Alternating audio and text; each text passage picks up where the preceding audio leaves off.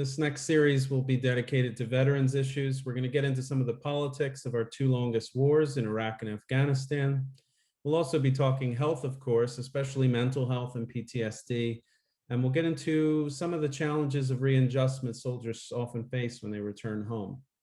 My first guest in this new series is Mike Kim. Mike is a psychoanalyst, an ex-monk, and an Iraq war veteran. Currently, Mike is also doing a PhD at Columbia, where his focus is on the role of storytelling for veterans. Mike, thanks so much for coming on the show. Thanks for having me. I really appreciate our dialogue about war and trauma. Thank you. So, Mike, my first question is really about you, man. All these wild roles you've had in life. I know quite a few soldiers. I know a couple monks as well, but you're the only person I know who's been both. And I'm just wondering what led you down these paths in life. What can you tell us about that? I wanted to improve my dating life. No, I ended up in the military and at Norwich Military College of Vermont to serve my country. That was during the Cold War era. And, I ended up having a spiritual conversion while I was in the military towards the end, during the first couple times. And then I ended up following that spiritual conversion. My mom died, much like St. Augustine. And I was a Dominican friar for a number of years. And then I ended up rejoining the military after 9/11. And, I served in Iraq, and I was able to still have that tension, of kind of like the warrior or whatever, and the spiritual being, the monk, because I've enjoyed both lives. They both have their challenges. And did they ever create conflicts for you? I mean, spiritually or ethically or anything like that? Yeah, I think that after 9/11, I kind of found that at times within the monastic community, they couldn't understand like where I had been. I was like the only friar with tattoos and a K-bar knife like in his cloister. You know what I mean? Like usually you don't have that. But after a while, I just I had dialogue with my superior, and it was a 10-year investment. Being a friar, and I really felt that though I would be surrendering the spiritual calling, I needed to participate in this civic calling that I felt that was tied to me in my early youth, and I also knew other friends of mine who were going back into the military or were on active duty and ended up deploying to Afghanistan. And then when Iraq broke out, they were deploying. And I just kind of like got caught up with a lot of that, as well as with ideology. And it was really difficult. I was always trying to find myself in positions where I could live out my spiritual life, even though there were a lot of moral inconsistencies, let's say, in war. And that's not to blame certain people or anything, but it's just that there's just certain things that become difficult as far as dealing with civilians, sometimes dealing with your own team members. Yeah. All right. Well, we're going to get into that civilian question in a bit. And I'm also hoping we'll return to that one word you just used, ideology. I think you're going to have some interesting things to say about that. But let's stick to the script for a minute and get into some military topics first. So you re-enlisted after 9/11. You deployed to Iraq in 2008, but you'd been an officer by that point. You could have just stayed back in the rear echelon with the other you-know-whats. Instead, you re-enlisted as a grunt at age 40. Is that correct? Yeah, but I look 20. So what the hell made you decide to do that? Well, I never really appreciated the instrumental reasoning or instrumental rationalizations of like the officer corps, to be quite honest, even though I'm very respectful. And I had been enlisted and then an officer, and then I said, hey, I'm here to serve. I'm going to deploy for 1 year. I was also a equivalent to a major. I was working with, the military in the VA. So I just felt like I needed to deploy. It was during the surge, and it was important for me to prevent someone else from deploying again, because there were people doing multiple tours, and I got caught up in the emotion of that. So the big thing is, I know when I spoke with my recruiter that I would be preventing someone from doing another deployment. I mean, I hear there, to answer my own question from earlier, some of the reasoning behind how someone could be both a monk and a soldier. My next question is obviously a more delicate one. I mean, what can you tell us about the kinds of experiences you had in Iraq? Well, I appreciate you giving me the space to share. Um, I think that I was with the infantry, but with the 101st and the 3rd Infantry Division.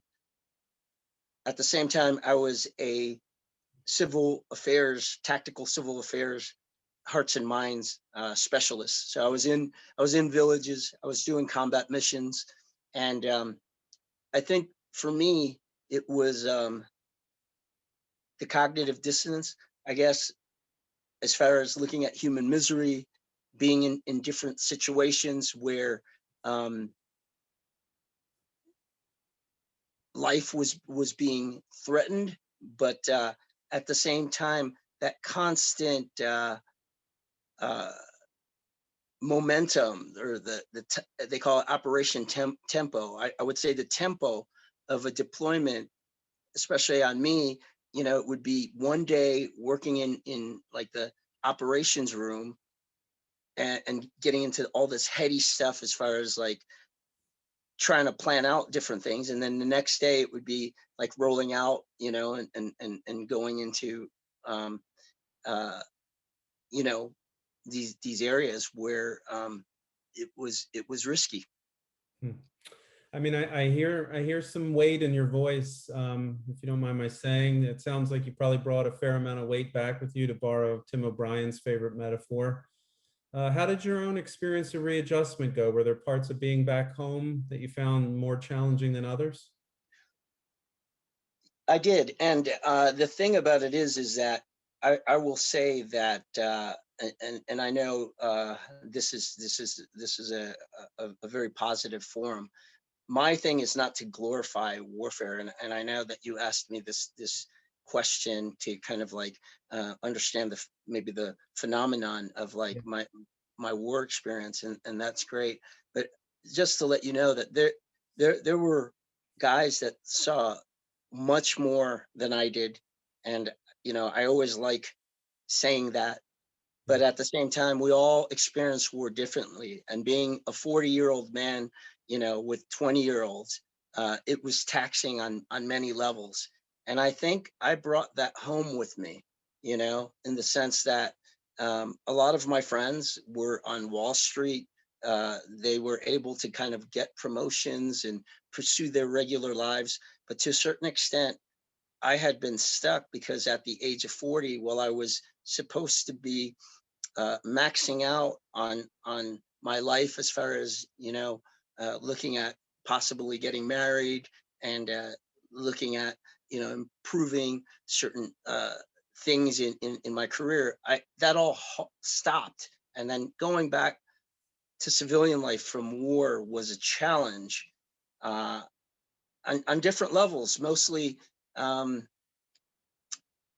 having that constant state of seeking safety. And that plays out in different ways, different noises. For example, I live in Midtown Manhattan, and I'm constantly hearing helicopters. And so I'm constantly thinking, about Black Hawks. And I'm not, I wouldn't say I'm getting flashbacks, but, it's certain things within my reality that kind of make me think about Iraq, and sometimes it affects my social relationships. I know that Freud spoke about the case with the rat man, and it was these social relationships that are really important to look at as far as like uh, war trauma, military trauma. And I would say that I've had to do a lot of work to improve those social relationships with my son's mother. I have a, a, a very, you know, troubled relationship with my son, who I love very much. But he was part of that whole readjustment period, from day one. He was involved in that, in my readjustment, and so I've been doing a lot to make up for that.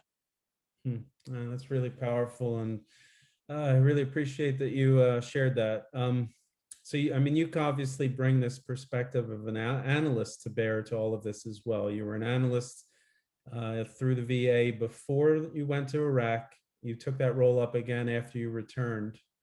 I'd like you to just tell us a little bit about your work there, the work you did for the VA. And I'm just curious, beyond your own experience, what kind of struggles you found soldiers most often facing when they came back? Well, I was part of what Mike, gosh, what's his last name? But he's in charge of like the VA's combat trauma, like outpatient, community-based combat trauma program, readjustment counseling service. That's, as he has said publicly, and it's been recorded, it's the special forces of the VA. Special forces in the military is deep reconnaissance, going in very deep into communities.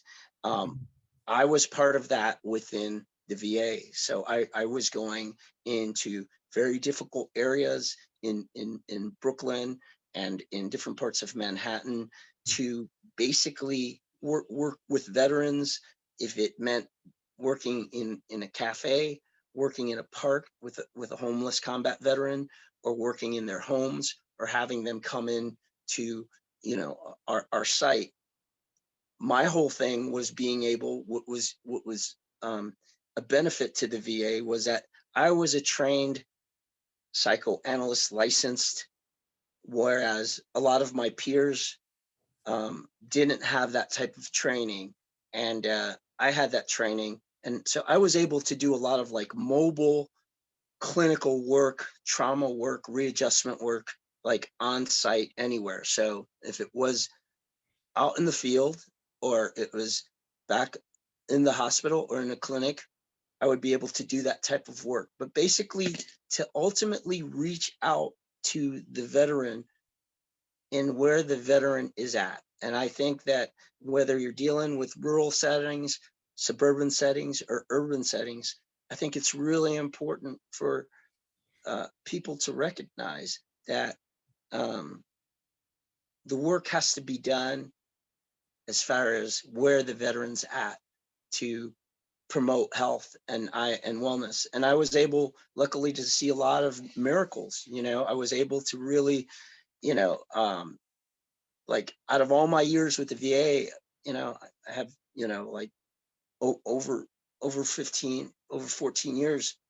I dealt with suicide circumstances, but I never, on my shift, even as a director of the largest combat trauma unit, readjustment site in New York City, I never lost someone to suicide. Ironically enough, sadly, I ended up losing friends, after I retired. I retired honorably a couple of years ago.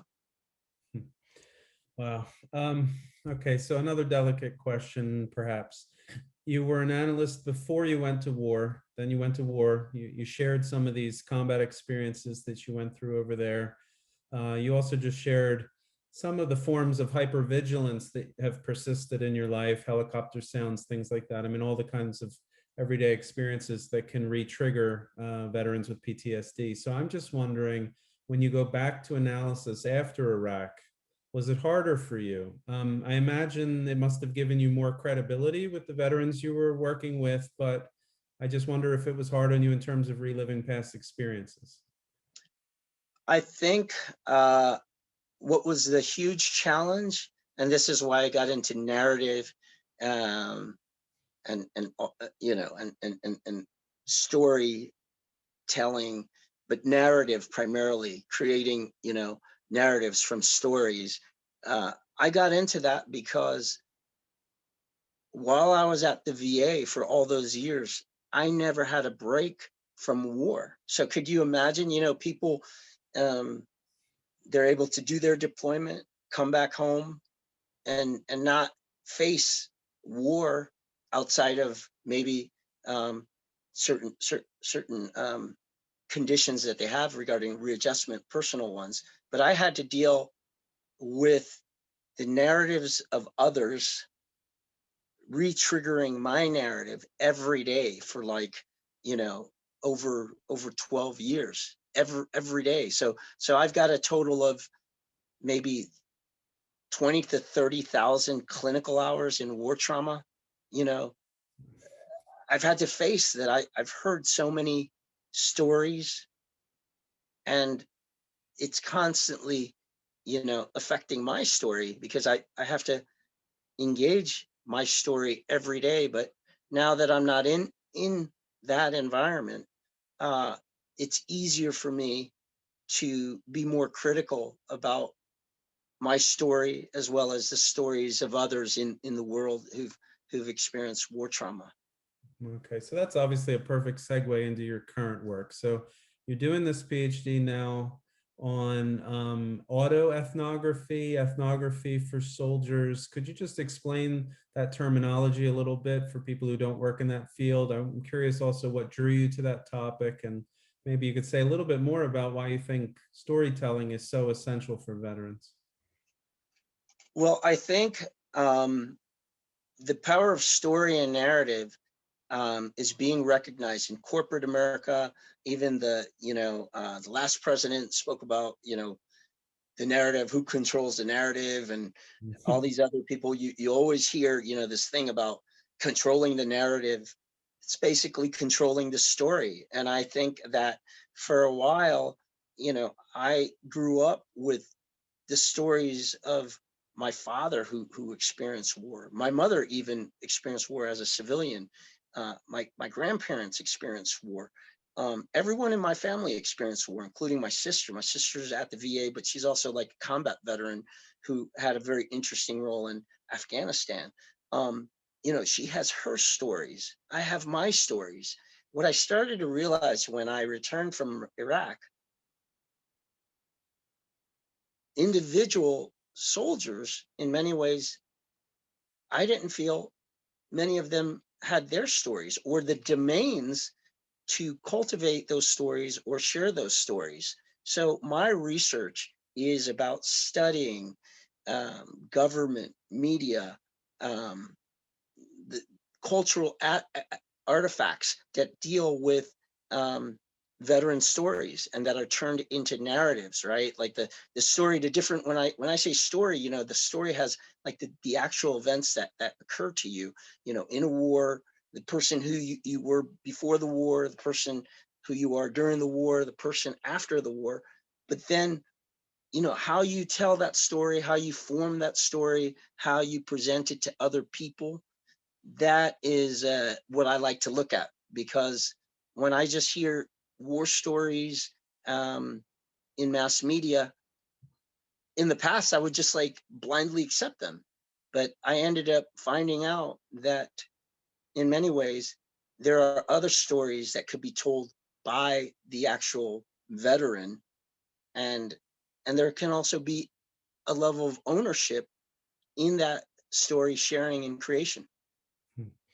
I mean, you know that I work a little bit in the field of narrative medicine, and they talk in that field a lot about finding ways to include narratives, personal stories in healthcare as a way of like maintaining dignity of the patient, things like that. But it's also a way for someone to make sense of their own experience. I mean, do you find that soldiers need to tell their stories to figure them out in the process of telling them? Does that make sense? It does, and I'm glad you mentioned that. Unlike, many, like how CNN may present a veteran, or even like veteran writers who talk about, you know, Iraq was this and it was that, and we did this and we did that. Um, the thing is that there can be something that happens when you engage the story and the narrative and seeing the the different types of the person, the different types of the self throughout the readjustment experience, and seeing that, I think, is important. It can be useful in the dialogue between a person and their therapist, a veteran and their wife, right? You don't just have to say, well, you know, whatever, I'm broken, or you know, I went through this and that's it. I think what storytelling, narrative, in the way I'm approaching things, it's opening up the hows and even some of the whys of where, you know, where you're located in your readjustment. So I would think that that's a gift, to know where you are in your readjustment after the experience of war, because I think we start adapting, right? Like, it's proven. I forgot who's doing the research, but he's a Holy Cross Vietnam. He's a professor emeritus. He served in Vietnam. So I'm not saying this out of context or anything. Um, he was talking about how the instances of Vietnam veterans being spat on, uh, you know, they're very low, even though the media has treated it, you know, very high. And he's got the research on that. And you know, he had mentioned something about, there was a story that, you know, with Rambo, the movie Rambo, when he was talking about being spat on and being called a baby killer and all that. And not that people are lying, those veterans are lying, or even myself, if I adopt a certain myth about my experience, or another veteran, but we end up taking on these different stories of others, and we get lost in those stories. And at times, working with veterans, my work was to look at, what are the myths, what are the things that you think happened, and I know that's constantly changing, because that's in many ways how memory works, but really trying to understand, like, one's subjectivity in the context of also understanding the myths that are in our culture, you know, the ideology, where, you know, like, certain things are made, certain things that are natural, right? The experiences that I was at, like, you know, there was, you know, seeing dead children. For me, when people ask me about war, you know, for me, dead bodies of children uh, affect me. I have a son.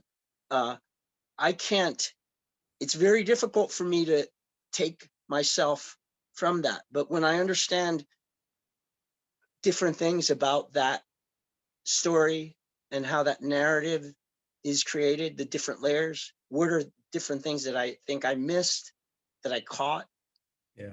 I think it's important. And I think when we get caught up in the vacuum of focusing on a lot of the tropes that our culture generates, we get lost as far as understanding some Yeah. of the realities and unrealities. So you sound a lot right now like that theorist that I recommended to you the last time we spoke, Arthur Frank, who talks about models in narrative and how some models get too much attention at the expense of others. I know from reading some of your articles published online that you also have some strong feelings about that aspect of things. Back in 2017, you wrote a fairly critical piece about a certain type of what you called celebrity soldier. You even nickname them glam soldiers, and you talk about how they project something you called vet cool. I'm curious who you have in mind, not to make it about naming names or something, but who are some of the authors you have in mind who occupy that role? And why do those kind of soldier storytellers worry you so much? Well, first of all, I'd like to say that looking at your reviewing the syllabus that you have for your course, your war and trauma course, I was impressed. And at the same time, I was a little bit triggered because I found the book Redeployment on there. And I had said, you know, well, you know, Phil Clay was a public affairs officer. He was a Marine. He did deploy. I'm not taking anything away from him, but initially I was thinking, you know, he took a bunch of stories from other veterans, and then he created like this book from their stories, and we don't really truly get to really see, you know, who these people are. But then I held back, and I was thinking to myself, I could see why Chris put that book there. That book is very important for America, and I do believe that the book should be read, as my article should be read, as articles that may oppose my view or challenge my views regarding war narratives and war writing. So I think that book, and you know, other books that you put on there and articles really help out in understanding the many different sides to war trauma. You're not just like presenting some type of cognitive behavioral like understanding of like the war, you know, like, hey, you know, let's look at this study, and that's it, you know, and this is war trauma, or let's read Red Badge of Courage, and then that's it, or watch the war movie Platoon, and let's cry about it, and that's it. You're opening up dialogues in the material that you have. I wrote my article, and yeah, you know, you could put it online. You have my permission. Thank you. Um, because I wanted it, you know, it happened when uh, Phil won the Book of the Year award. And I wasn't hating, even though I hate many others, because I am a hater. Um, the thing is that there was a thinker, a French thinker, his name's Foucault, but he had said, you know, representing another is something that should be avoided. Or I think he said something about it's really like the furthest thing from the truth, or not even truth, but the furthest things from how that person sees him or herself. And I think that's my challenge to a lot of war writing. Like, I think it's important to use fiction to talk about war, and memoir, and all these different genres, but how do we get lost? We have to know when we get lost from the realities, and in some way we have to remember that, and in some way in the pieces we write we have to have a certain sense of embodied self in the writing. A lot of the war writing I see a huge I see a huge distance, where it's just like some type of like Hemingway uh, romantic like vision of like war and readjustment. And I just think that continues to become the circling um, discourse. And I'm wondering if there are other discourses being said from, you know, I have friends who are gay veterans. I have friends, you know, like a lot of the literature doesn't have, you know, people of color or Black people. Um, Socioeconomics aren't even like brought into a lot of these like um, war narratives. And so I just want it to open it up. I don't want it to be some type of political correct type thing.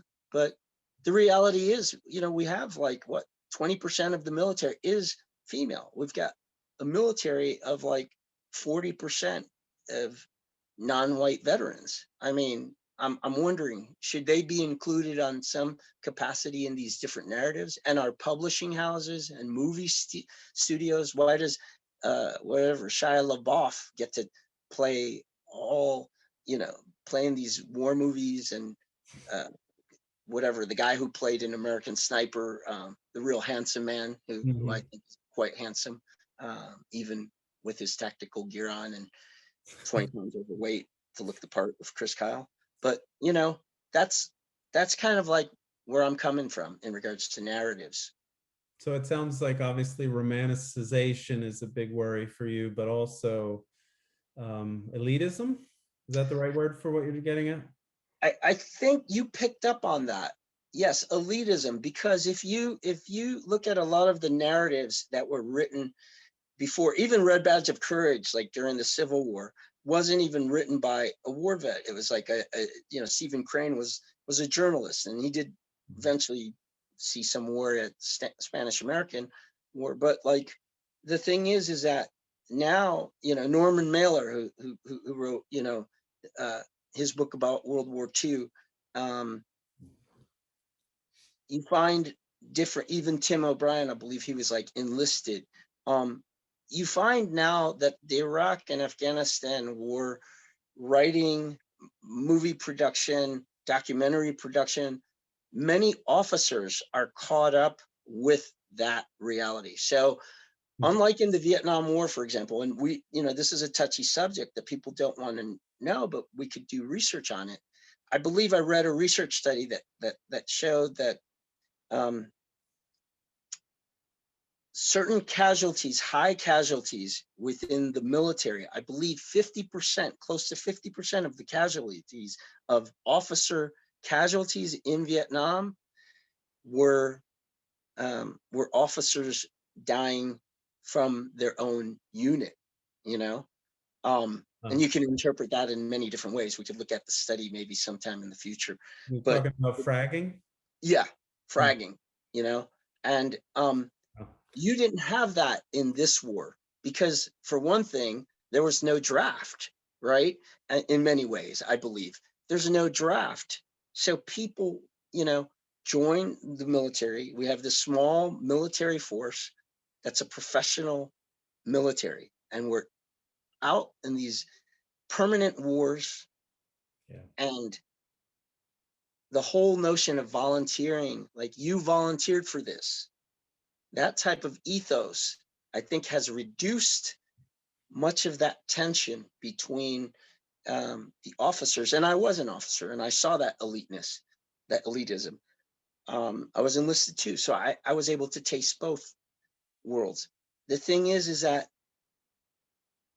looking at how war unfolds and the people that are fighting in the wars, that's why narratives are so important.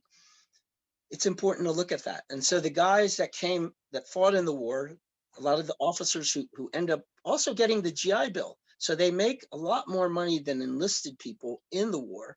They usually have college prior to the war, like 90 some odd percent of them, or they have an academy degree. And then they have the GI Bill so they can go on for their graduate school. And they have pretty much some money saved. They have family social resources. We're a guy who's like from Appalachia, like the guy Hillbilly Elegy, even though to a certain extent I have challenges with that narrative. He did come from like a enlisted, downtrodden type of background, and joined the military as a way out. He volunteered, and that was a challenge for him. But there are a lot of officers. I remember I went to Yale right after being an officer. It was very easy for me. Plus, I had access to the GI Bill, so I had money from the military, and I had the GI Bill. And many enlisted folks do not have those type of opportunities, and so that's why it's important to look at the acute stories of war. Okay, so just two more questions for you. This term that pops up all the time in this field of ours, the military civilian divide. And you know that this is really my only agenda in putting this series together is to kind of bridge that gap. So I'm just curious what you wish most of all that civilians understood about veterans and also vice versa. What would you recommend would improve this military civilian divide in our country? Well, I remember reading, and you were the master because you did it, like your comprehensive exam for your doctorate. I'm like at the tail end of mine. I think I was asked to write 30 pages and I'm on 105, so I have to put an end to it.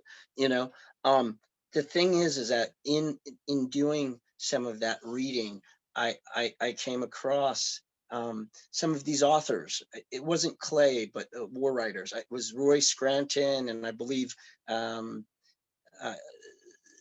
uh, Matthew Gallagher, who I highly respect, because out of a lot of the military literature that I've read, um, he does bring his embodied self into the story and into the narrative of his book Kaboom. But some of these people who will write these books, they'll kind of demand, and I think even Matt kind of like spoke about this demand for society, or there was like some type of messaging between the veteran or the military soldiers divide with society.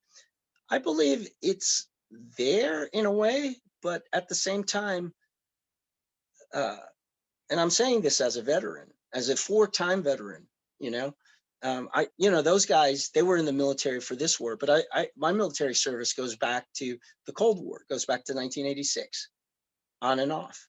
And the thing about it is, um, in all these periods of time when I was in the military, I noticed that in the earlier part, like during the Cold War and everything, and the war on drugs, people took, I wouldn't say responsibility, but they were accountable, right? Like, so soldiers, military people, they had a certain sense of accountability for themselves and not relying so much on society to kind of like affirm them. And I think, not everybody's a hero who goes into the military.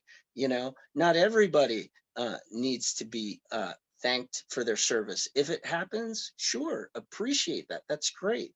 But I feel as though on the civilian side, you know, their issue regarding the military and veterans, it's like, damn, this is a professional army. At least my son didn't have to serve, so I'm going to thank this person or buy whatever, a steak dinner for this other person because they're going, and, my son didn't have to go. And so I feel some of that becomes a little bit hazy as far as understanding authenticity from the civilian world, as well as, this militarism that I see like in Super Bowl commercials. We had the coach for the Bucks. He had said, my guys, they came together and they were a band of brothers. Well, where Band of Brothers started, what King Henry the Fifth, right? It was tied to like, war, like real war. And then, the narratives of those guys from the 101st Airborne in World War II. And to connect, and I love the Eagles and I love football, but that coach to a certain extent took that phrase out of context. And so that could trigger certain veterans. Now, on the veteran side, the veterans have to recognize, and in the movie Trooper by Chris Martini, which is probably one of the best wars on readjustment, Trooper, and Bob Dylan and I think Bruce Springsteen gave the music to the movie. That's how powerful it is.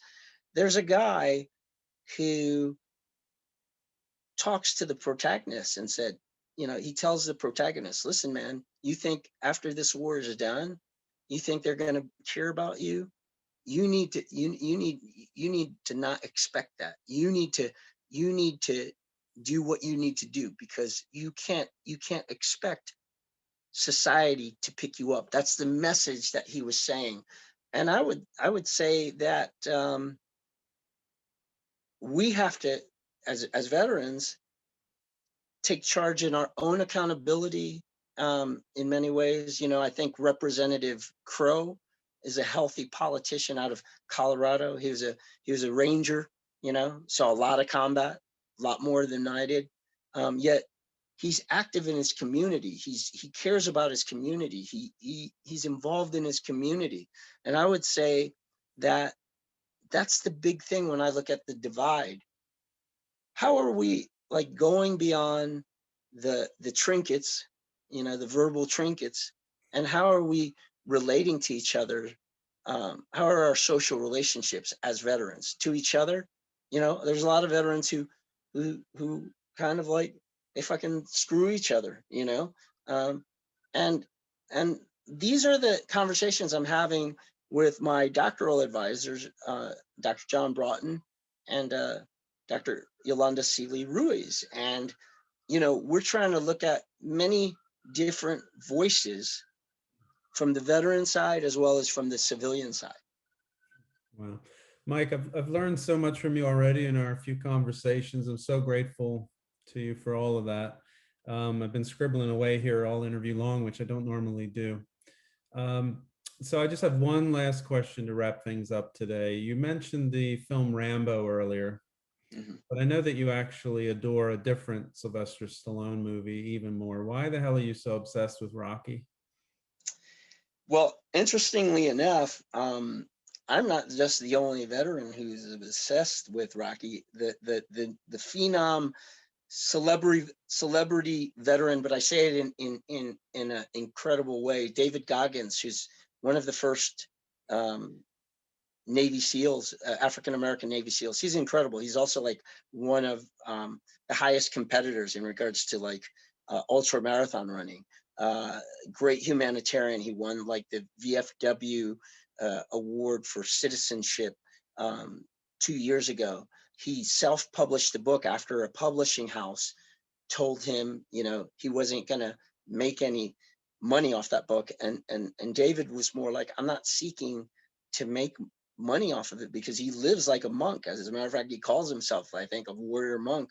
But he's caught up with like Rocky, and I know you're from Philly, but like he's caught up where, remember, Apollo Creed is like busting Rocky up, and Rocky's telling him to come back and to keep firing at him. And Apollo Creed's just kind of like sitting there, like nodding, like that's what David Goggins says, man. He's like, I challenge myself because I can, I could give it back. And then I raised some money for veteran radio station, and I ran the Rocky 50K 30-mile run all across Philly, and the where Rocky ran, it came out to be 30 miles in the movie. In reality, it was a killer. So I like Rocky, and it's incredible. Just that human spirit, the warrior. I know it's a movie. It's a great movie. Do you mind if I share a little bit about like auto-ethnography real quick? Yeah, go ahead. I think that's a perfect way to end the episode. Great. So autoethnography earlier, I mentioned it. It ties narrative and story where the researcher, the academic researcher, is observing himself or herself in the culture that he or she is in, and in many ways, doing that approach gives you special access to certain voices, to certain uh, stories outside of yourself, to get closer to your own story that most people wouldn't have access to. So that's the value, the qualitative research value in uh, autoethnography, and it's a growing field. It's also it takes a lot from narrative research, and I'll just show a, I give you a picture of what our autoethnography is as it's connected to my readjustment.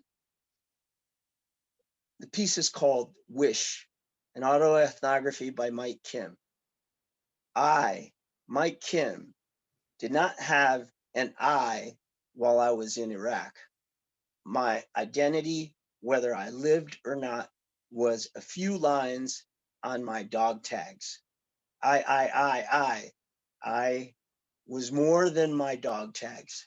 Actually, I had two metal dog tags. Wow. Thanks for And coming on the show, Mike.